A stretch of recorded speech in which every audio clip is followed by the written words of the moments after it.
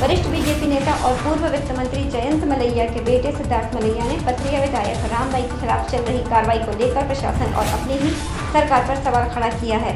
इस दौरान उन्होंने सरकार की व्यवस्था पर निशाना साधते हुए उसे दुरुस्त करने तक की बात कह डाली है। उन्होंने पथरिया विधायक के पति गोविंद सिंह को शासन की ओर से दी गई सुरक्षा को लेकर सवाल उठाया है और सुरक्षा देने से आदमी का बड़ा होना बताया है।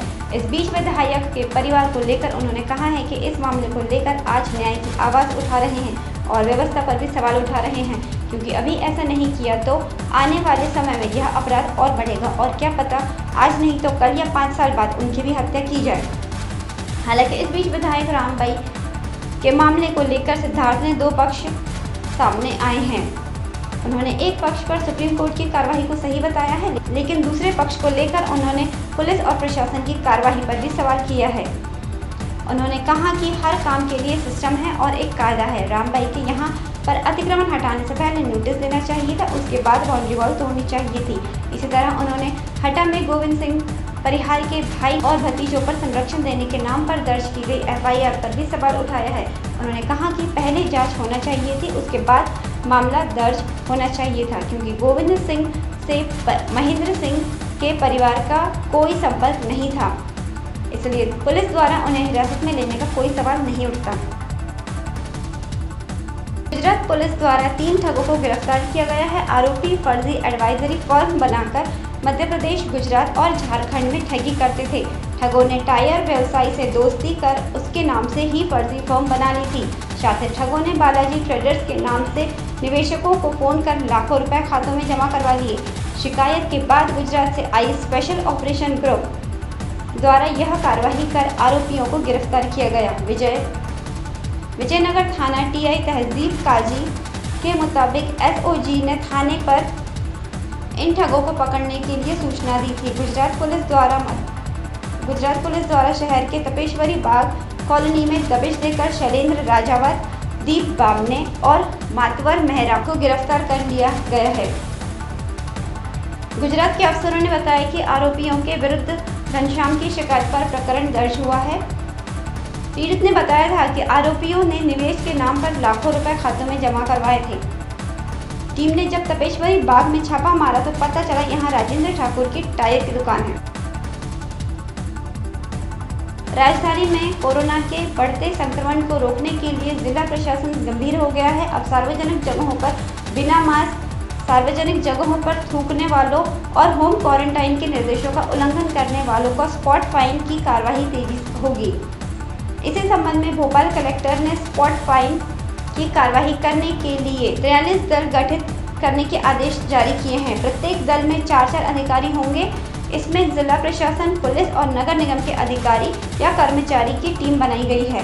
फेस मास्क, फेस कवर न पहनने वाले और सोशल डिस्टेंसिंग का उल्लंघन करने वालों पर 500 रुपये, सार्वजनिक जगहों पर थूकने वाले व्यक्तियों पर 1000 रुपये, होम अथवा संस्थागत क्वारंटाइन किए गए लोगों के निर्देशों का उल्लंघन करने पर 2000 रुपये और किसी संस्था, कार्यस्थल अथवा व्यापारिक प्रतिष्ठान पर किसी भी व्यक्ति द्वारा आदेश का उल्लंघन किए जाने पर संबंधित संस्था, कार्यस्थल अथवा व्यापारिक प्रतिष्ठान प्रभारी पर अधिकतम 5000 रुपये का जुर्माना लगाया जाएगा। इसके बावजूद दूसरी बार प्रावधान के उल्लंघन पर 2 गुना जुर्माना और तीसरी बार में प्रतिष्ठान, दुकान सील करने की कार्रवाई की जाएगी। दोबारा लौटे कोरोना संक्रमण का यह दौर हर व्यक्ति की परीक्षा ले रहा है। इसके बाद भी कई मोर्चों पर लापरवाही सामने आ रही है। अभी रोजाना कोरोना मरीजों की संख्या बढ़ती ही जा रही है, लेकिन हमीदिया अस्पताल प्रबंधन बेफिक्र है। यहाँ के कोविड ब्लॉक के ठीक नीचे फीवर क्लिनिक को शिफ्ट कर दिया गया है। यहाँ पर रोजाना 170 से 180 लोगों की जांच हो रही है। इसमें से करीब 30 से 40 लोग रोजाना पॉजिटिव आ रहे हैं। खास बात यह है कि कोरोना टेस्ट होने के बाद नेगेटिव और पॉजिटिव मरीज साथ साथ ही आपस में खड़े हो रहे हैं। इससे भी बड़ा खतरा ये है कि ब्लॉक में जिस गेट से कोरोना पॉजिटिव मरीजों को एम्बुलेंस से उतार कर ले जाया जा रहा है, उसी के पास से ही नेगेटिव मरीज सैंपल देने से पहले पर्चा बनवाने पहुंच रहा है। जहां पर टेस्ट हो रहा है वहीं पर दवा काउंटर भी बना दिया गया है। इसके चलते संक्रमण का खतरा बना हुआ है। मध्य प्रदेश में नए संक्रमित मिलने के बाद सरकार अब सख्ती बरत रही है। राजधानी भोपाल, इंदौर और जबलपुर में अब हर रविवार को टोटल लॉकडाउन करने का फैसला लिया गया है। तीनों शहरों में अगले आदेश आने तक वीकेंड पर शनिवार रात 10 बजे से सोमवार सुबह 6 बजे तक कुल 32 घंटे का टोटल लॉकडाउन रहेगा। वहीं इन तीनों शहरों में 31 मार्च तक स्कूल कॉलेज भी बंद रहेंगे। लॉकडाउन को लेकर गृह विभाग ने निर्देश जारी कर दिए हैं। इधर मध्य प्रदेश लोक सेवा आयोग की परीक्षा 21 मार्च रविवार से शुरू होने जा रही हैं। लॉकडाउन के बावजूद अभ्यर्थी परीक्षा के लिए आ जा सकेंगे। दूसरी परीक्षाओं के लिए भी यह छूट दी गई है।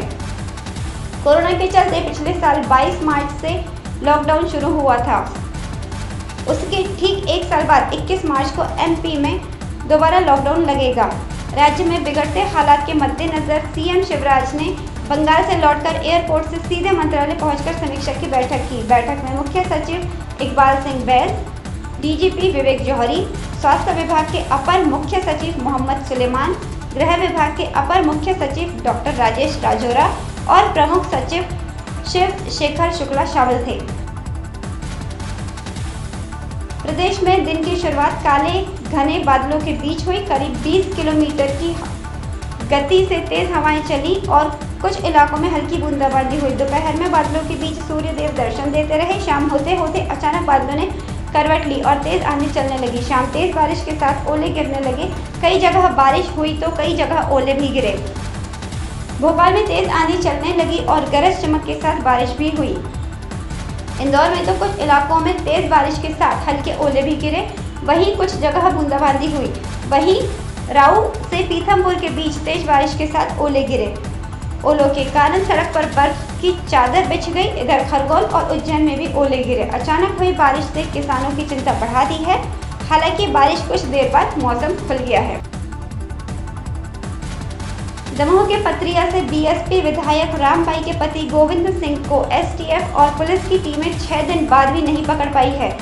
गोविंद हटा के बहुचर्चित देवेंद्र चौरसिया हत्याकांड में फरार हैं।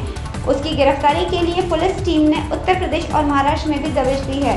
पुलिस ने हटा में पोस्टर चस्पा किया है। अगर आरोपी जल्दी गिरफ्त में नहीं आता है तो उसकी संपत्ति कुर्क की जा सकती है। इधर एसटीएफ एडीजी विपिन माहेश्वरी विधायक पति गोविंद सिंह की गिरफ्तारी को लेकर पिछले 6 दिनों से दमोह में डेरे डाले हुए हैं। सुप्रीम कोर्ट की सख्त टिप्पणी के बाद शासन ने उन्हें दमोह भेज दिया था। इसके बाद से लगातार पुलिस अधिकारियों के साथ बैठक कर रही गोविंद सिंह को गिरफ्तार करने की रणनीति बना रहे हैं, लेकिन अब तक सफलता नहीं मिल सकी है। दमोह सीएसपी अभिषेक तिवारी ने बताया कि गोविंद की तलाश में टीमों की संख्या बढ़ा दी गई है। उसके पीछे 17 टीमें लगाई गई हैं। इंदौर में बारिश और ओले गिरने से गेहूं और प्याज के साथ ही सब्जियों की फसल को भी काफी नुकसान पहुंचा है। सैकड़ों किसानों की गेहूं की फसल या तो खेतों में कटने के लिए खड़ी थी या फिर कहीं पर आधी कटाई होकर खेत में रखी थी। फसल नुकसानी को लेकर जल संसाधन मंत्री तुलसी सिलावट ने कमिश्नर से चर्चा की और जल्द ओलावृष्टि से हुए नुकसान का सर्वे करने को कहा। ओलों की वजह से हुई फसलों की बर्बादी ने किसानों के आंखों में आंसू ला दिए। जल संसाधन मंत्री तुलसी राम सिलावट ने कहा कि इंदौर सहित संभाग के सभी जिलों में हुई ओलावृष्टि से हुए नुकसान पर तत्काल सर्वे शुरू किया जाएगा। संभाग आयुक्त डॉक्टर पवन शर्मा और कलेक्टर मनीष सिंह ने बात की और जिले सहित पूरे संभाग के हालात की जानकारी ली। मंत्री सिलावट ने कहा कि देपालपुर, हथौर, सांवेर सहित अन्य क्षेत्रों में जहां कहीं भी नुकसान हुआ है वहां राजस्व प्रशासन सर्वे करे और राजस्व पुस्तक परिपत्र के अनुसार प्रकरण तैयार करें। एक साल पहले 20 मार्च को प्रदेश के तत्कालीन मुख्यमंत्री कमलनाथ ने अपने पद से इस्तीफा दे दिया था। इसके साथ ही 15 महीनों में कमलनाथ की सरकार गिर गई थी। कांग्रेस इस दिन को लोकतंत्र सम्मान दिवस के रूप में मनाया। कांग्रेस 20 मार्च को प्रदेश के हर जिले में संविधान की रक्षा करने के लिए तिरंगा यात्रा निकाली। कांग्रेस ने यह यात्रा भाजपा द्वारा लोकतंत्र की हत्या करने के विरोध में निकाली। कांग्रेस के प्रदेश उपाध्यक्ष व संगठन प्रभारी चंद्र प्रभाष शेखर ने कहा, 20 मार्च को धरना या प्रदर्शन नहीं किया गया बल्कि लोकतंत्र सम्मान दिवस मनाया गया। वजह है कि मध्य प्रदेश में जनता द्वारा चुनी हुई सरकार को गिराने के लिए बीजेपी ने संविधान की मूल भावना को तार-तार कर लोकतंत्र को खतरे में डाल दिया। प्रदेश कांग्रेस के कोषाध्यक्ष प्रकाश जैन ने बताया कि कांग्रेस ने जनता के बीच जाकर लोगों को बताया कि कमलनाथ सरकार ने 15 महीनों में कौन-कौन से जनहितैषी फैसले लिए थे। कांग्रेस इस दिन कमलनाथ सरकार की कर्ज माफी, शुद्ध के लिए युद्ध अभियान और भूमाफियाओं के खिलाफ चलाए गए अभियान के बारे में बताया। साथ ही गौशाला निर्माण, सस्ती बिजली, ओबीसी आरक्षण में बढ़ोतरी, राम वनगमन पथ और महाकाल व ओमकारेश्वर मंदिर परिसर का विस्तार और विकास जैसे फैसले कमलनाथ सरकार ने लिए थे।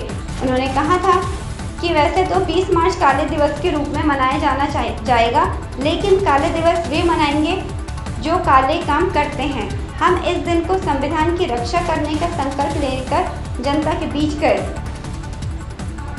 प्रदेश की सभी जिला इकाइयों में यह कार्यक्रम आयोजित किया गया। इस अवसर पर संविधान की प्रस्तावना का वाचन हुआ और पूर्व मुख्यमंत्री कमलनाथ जी के वीडियो का प्रसारण भोपाल सहित सभी जिलों में किया गया। जैन ने बताया कि कार्यक्रम के दौरान कांग्रेस नेता और कार्यकर्ता पार्टी का झंडा लेकर पैदल मार्च करते हुए राष्ट्रपिता महात्मा गांधी और डॉक्टर भीमराव अंबेडकर की प्रतिमा स्थल जाकर माल्यार्पण किया। बता दें कि वरिष्ठ नेता ज्योतिरादित्य सिंधिया ने कांग्रेस से बगावत कर सिंधिया के साथ 22 विधायकों ने बीजेपी का दामन थाम लिया था। इस कारण 20 मार्च 2020 को कमलनाथ सरकार अल्पमत में आ गए थे। इसके बाद 23 मार्च को शिवराज सिंह सरकार एक बार फिर सत्ता में लौटी।